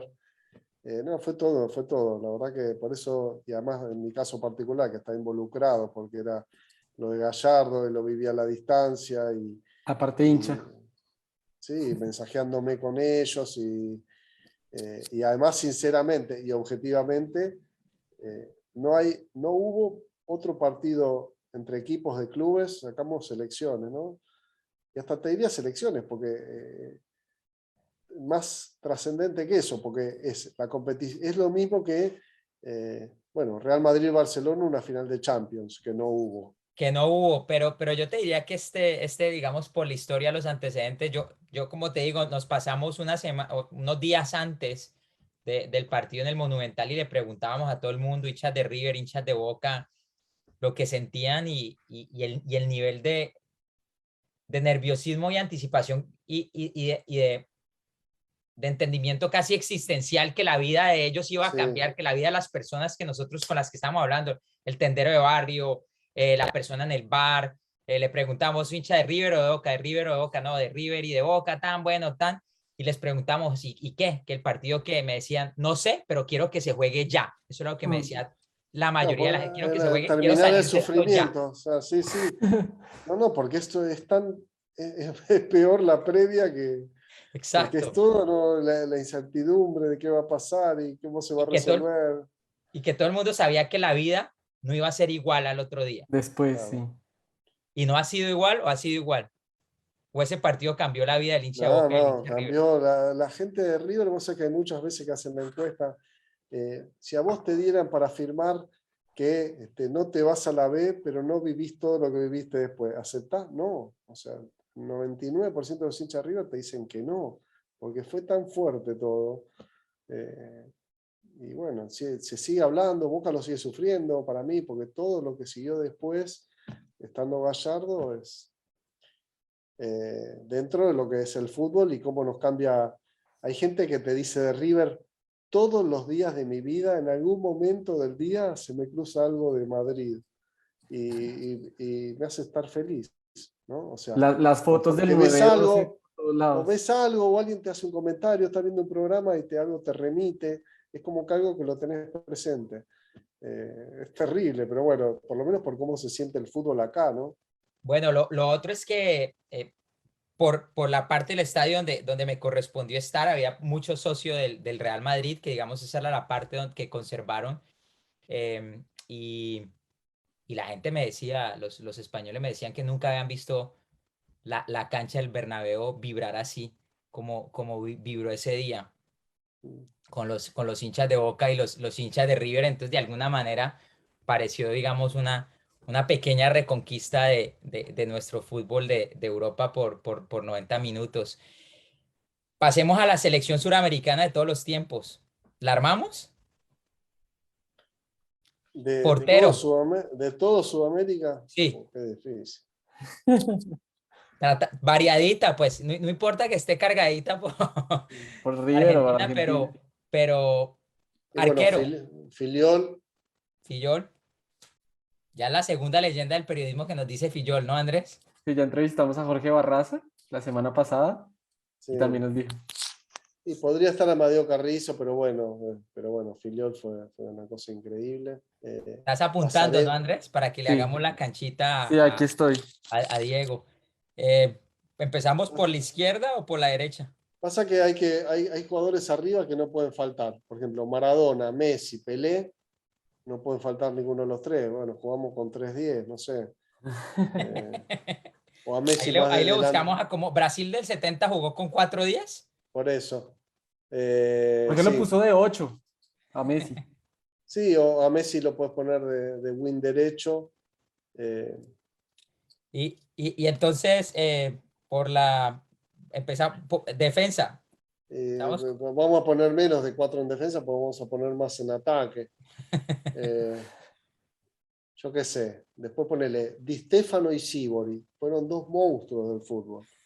Que no jugaron poco en la selección. Sívori jugó al Sudamericano y se fue. Después jugó para Italia. Di Stéfano también jugó para España. Pero si vos los evaluás por lo que fueron como futbolistas, bueno, la mesa de los 5 grandes son Di Stéfano, Cruyff, Di Stéfano, Pelé, Cruyff, Maradona y Messi. O sea, 4 suramericanos y Cruyff. Sí, 3 argentinos, claro. Entonces esos cuatro tienen que estar. Esos 4 tienen que estar. Y Sívori fue un monstruo. Eso es lo que te dicen todos. Yo no lo vi tanto Eso dicen jugar. todos, sí. Sí. Y en Italia te siguen hablando de Sívori. Sí. Entonces jugamos con 3 defensas. El gordo Ronaldo no puede faltar. No puede faltar. No cabe. Pero son 11. Nos toca escoger 11. Y bueno, por eso, muy difícil. Si querés hacemos, pará, Diego, si querés hacemos un partido de rugby y ponemos 15, no pasa nada. No, pues Es muy ponemos difícil. 11 ponemos 11 y jugamos a la Necesitamos antigua. suplentes. Ponemos 11 y jugamos pre-COVID con 5 suplentes. Es muy difícil, no sé. Y además te va a tocar vivir con esa elección porque te vamos, nuestro diseñador gráfico te va a hacer tu canchita. No, libérenme de esto, es muy difícil. No se puede. Lo vamos a escribir en piedra. Entonces estamos con Fillol. Yo voy a insistir como vos le insistías a tus entrevistados durante un año para que te dieran. 8 años, sí, a veces. Sí, exacto, 8 años. Entonces vamos con Fillol. ¿Con quién vamos por izquierda? O central Podría izquierdo. ser Roberto Carlos, podría ser. Roberto Carlos, por izquierda. Pasarela no puede faltar. Pasarela. Elías Pasarela por el Figueroa, medio. así ponemos alguno también de otro país. Elías Figueroa de central también. Esperá, como Jorge Chileno. también. Jorge eligió también Igualito. a Elías Figueroa. Entonces, ¿Figueroa o Pasarela? ¿O los dos? Los dos centrales. No, tampoco me pongas tanta exigencia. Quedaría. Lateral derecho. Y Cafú podría ser, pero bueno, hay que. Espera, ¿cómo era el que se murió hace poco de Brasil, el que metió el gol en la. Carlos en el Alberto. Mundial? Carlos Alberto. Carlos Alberto Torres, capitán, sí. Sí. Ahí está. Vamos con Carlos Alberto. Mm. Carlos Alberto. Y pongamos 5, pongamos Dulio Varela, así no se nos ofende acá, muchacho, ¿no? Pues, hay que meter algo. Van a de ser Uruguay. 5 defensas y 5 delanteros. Son todos capitanes. Poné Son a todos Obdulio capitanes. y después ponía a todos los demás que ataquen. Pero a Obdulio lo podemos poner de 5, ¿no? Por eso, sí, 5. Sí, exacto. Bueno, ponelo entonces a Sívori de 10, por izquierda. Habría que poner el pibe Eh, Valderrama, Diego. Tenemos 2 colombianos acá, acordate. No pasa nada, no pasa nada. No pasa nada. Con uno el de River yo pibe, estoy feliz. todos lo estamos buscando todavía el día del 5-0. Andrés tiene conflicto de interés aquí en esta entrevista. Eh, Vamos con Sibori de 10 por izquierda. sí. Ponelo a Di Stéfano de 8, que era un jugador de toda la cancha. 8, Don Alfredo. Ponelo al gordo Ronaldo de 9. No el fenómeno. No, pero nos va a faltar uno. Vamos a tener que poner a Messi por la derecha, a Pelé por la izquierda, arriba. Los dos a pie cambiado. Por eso. Messi, Y vamos a tener que sacar a Sibori y poner a Maradona. Pelé. Y Maradona va de 10 por Sibori. ¿Tenemos 11? Tenemos Sí, 11, ¿no? sí. Tenemos 11. Está bueno. ¿Y quién es el técnico de ese equipo? El técnico.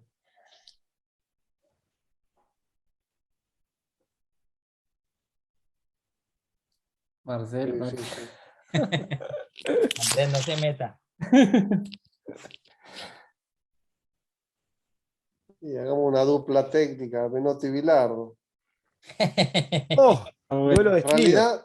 realidad más que Menotti sube el día, porque en realidad el padre de Bilardo, el que cambió todo, fue Subeldía, ¿no? Subeldía. Todo el día. Que Exacto. dirigió en Nosotros, Colombia. Que dirigió en sí, Colombia. no, y Sí. Atlético Nacional, nosotros a Subeldía lo llevamos mucho en el corazón y ese triunfo de él en Old Trafford, porque es parte de ese suramericanismo del que nos alimenta. Además, Subeldía fue, cuando saca campeón a Estudiantes del campeonato local, fue el primer equipo chico en salir campeón en el 67. Después en Increíble. el 68 y gana 3 Libertadores seguidas. 3 De un seguidas. equipo como Estudiante y gana en Old Trafford. Y además, él fue el que empezó a estudiar los rivales, a hacer las pretemporadas largas, les pasaban las imágenes de los rivales, a tirar centro con pierna cambiada, 2 cabezazos, o sea, a tirar la ley del offside. Fue un revolucionario. Yo por ahí me leí Realmente. una entrevista o pues un extracto de Rinus Michels diciendo que el verdadero padre del fútbol total o lo que estaba haciendo él con Holanda lo estaba haciendo Subeldía 6 años antes que él. Y algunas cosas Me sí, pareció pero un bueno. reconocimiento increíble. Mm, mm. Entonces tenemos una dupla técnica de Subeldía Menotti. Menotti está de asistente técnico de Subeldía. La dupla, dupla. Dupla. Se miran a los ojos. ¿Y en qué cancha que no sea el Monumental juega ese equipo de local?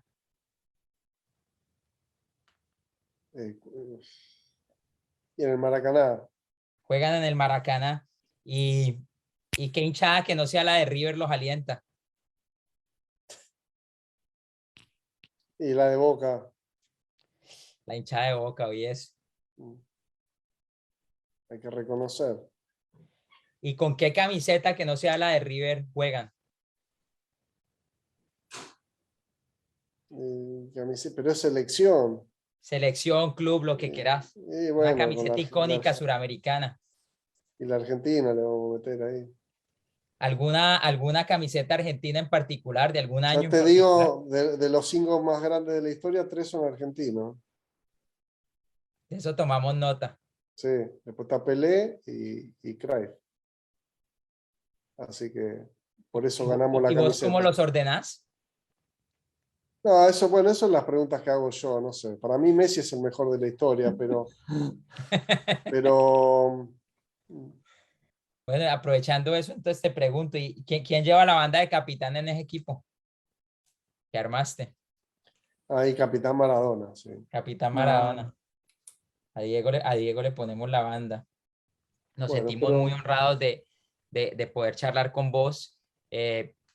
Sos un ejemplo para nosotros como periodistas deportivos, un ejemplo yo lo extendería, digamos, a las nuevas generaciones de comunicadores, con lo que vos haces que es un ejercicio que deja un poquito más para la posteridad lo que es ese sentimiento que todos llevamos de fútbol y vida, que el inmediatismo de las redes sociales de hoy.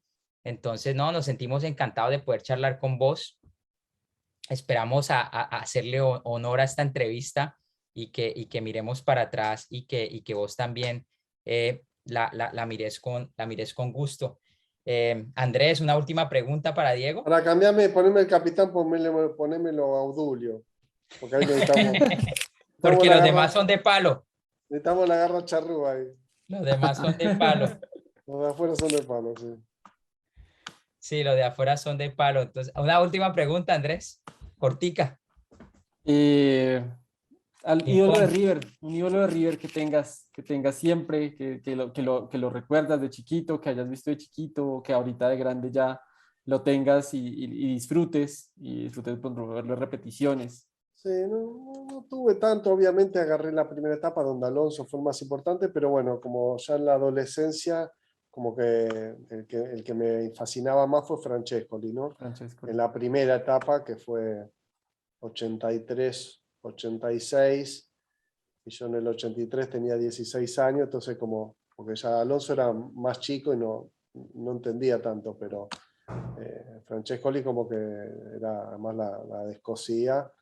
Y después ya cuando tuvo la segunda etapa ya me tocó entrevistarlo y ahí me costaba un poco más porque me mandaban todas las semanas a hacerle nota y ¿viste? Eso me decía, otra vez. Entonces ahí ya cuando también ¿viste? Tenés que convencer ahí, ¿viste? Pero bueno, sí, digamos, de esa época, digamos, de hincha, Enzo era... Eso no, Diego, la verdad. Y aprovechamos ese atajo, discúlpame, Andrés, la última pregunta de Paulo. Paulo, Sí, perdón. el atajo uruguayo de la conexión con el Enzo. Sí, sí, la verdad que sí. Y yo siempre digo lo mismo, ¿no? Yo no tuve la oportunidad de verlo jugar a Enzo, pero por lo que todo el mundo me ha dicho, ahora sí me suicido, porque un fenómeno. No llegaste a ver a Francesco. No. No tuve la posibilidad, pero realmente por lo que me han dicho, por lo que me han contado, ha sido un fenómeno y todo el mundo acá lo pone por encima de muchísimos cracks. Y para muchos es el mejor jugador uruguayo de la historia hasta que se retire Suárez. Pero bueno, en base a eso, un poco conectando, yo me quiero tirar un poco más para el lado de la selección argentina, porque sería una catástrofe que la selección no clasifique al Mundial. Ya prácticamente está ahí, ¿qué le faltará? 6 puntos, a lo sumo 9, para confirmar que está en Qatar. Sí. ¿Cómo la ves a la selección hoy por hoy? Porque sabiendo que tiene el envío anímico de lo que fue la Copa América, ¿cómo la ves para el Mundial? ¿Tiene chance de pelearle a las potencias hoy por hoy europeas, que sabemos que están en un escalón más arriba que nosotros a nivel fútbol? Y sí, la verdad que sí. Viste, en un mundial es muy especial porque también tenés que tener suerte con los rivales que te tocan. Está la famosa frase, en un mundial le tenés que ganar a todos. Mentira, no le tenés que ganar a todos, le tenés que ganar a los que te toquen. Argentina en el 86 jugó con Uruguay, después jugó con Inglaterra, después jugó con Bélgica, después jugó con Alemania, pero yo me acuerdo, Brasil y Francia eran terribles. Y bueno, Y se eliminaron, ¿no? Pues Francia eliminó a Brasil. También tenés que tener un poquito de suerte, que no se te lesione nadie en el momento. Ahora cuando fueron los partidos post Copa América, que Argentina se sacó la presión y jugó espectacular, decíamos que sean ahora el Mundial, porque De Paul en un momento impresionante, Dibu Martínez en un momento impresionante, Cuti Romero en un momento impresionante, Lo Celso bien, Messi súper motivado, Lautaro Martínez metiendo goles, ¿viste? Bueno, ahora viste, se empiezan a lesionar y en un mes te cambia un poco el panorama, pero sí, yo creo que sí, hay chances, siempre Argentina tiene chance cuando va a un mundial, más si tenés a Messi. Pero bueno, encontró, la verdad que, bueno, ahora el arquero se comió un par de goles allá, pero da una sensación de seguridad tremenda. Y el 2, que hace 1000 años no surge un tipo así como Cuti Romero, y De Paul también, está en un nivel que vos decís. Por eso Messi también está tan contento, ¿no? Porque la verdad que encontró medio de golpe aparecieron todos estos, así que bueno, y Scaloni sorprendió, y bueno, y los jugadores se sacaron la mochila, porque la Copa América no jugó tan bien Argentina, a mí no, jugaba 20 minutos, y después era medio esperar, y bueno, la semifinal con Colombia empate, La final con Brasil fue horrible, pero bueno, era el nervio de que había que ganar de una vez, viste, por todas, después de tantas derrotas. Pero después de eso, sí, los partidos eliminatorios fueron espectaculares. Buenos partidos. Y terminamos con la mía, Diego. Un sueño del fútbol por cumplir para vos. Y bueno, el sueño es estar, yo qué sé, siempre me gustaría tener un programa de entrevistas así como tengo la 100 en televisión, ¿no? Eso es algo que es un sueño como periodista y obviamente me gustaría estar en un estadio cuando Argentina sea campeón del mundo y poder escribirlo o contarlo. Nada muy diferente al que debe tener la mayoría, pero bueno, y poder seguir escribiendo los libros, así que ya eso me da muchas gratificaciones, ¿no? Sí, para nosotros poder seguirlo leyendo, Diego. Sí. Muchísimas gracias. Buenas noches. Quedamos en contacto. Dale, vamos a descansar Muchísimas un gracias, rato. Diego. Un abrazo Dale. grande desde Gracias, acá. Diego. Dale, les Chao, mando un chao. abrazo a los tres. Claro que sí. Un abrazo. Que estés muy bien.